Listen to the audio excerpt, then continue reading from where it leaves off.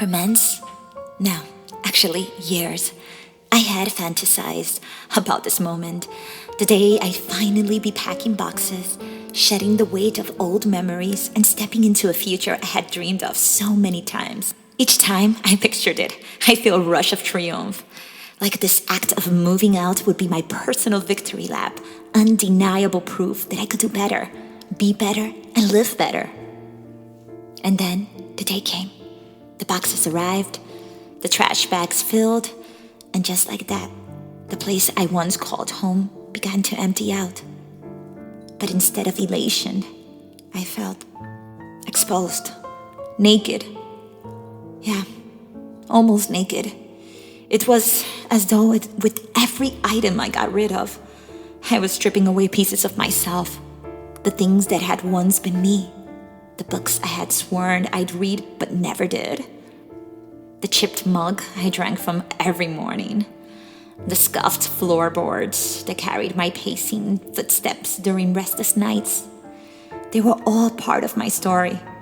And now, one by one, they were gone. Sold, donated, discarded. That's the thing about leaving behind a place that has shaped you. It's never as simple as just walking out the door. Especially not when you're starting over after 30. Yes. This wasn't just an apartment. It was where laughter and tears mingled, where frustrations danced with dreams, where hope clung on by a thread more times than I can count. Some days it felt like a prison, and constant reminder of the life I was desperate to escape. But other days, it felt like my sanctuary, the only space where I could just exist. But here I was, closing the chapter I had been rehearsing for years.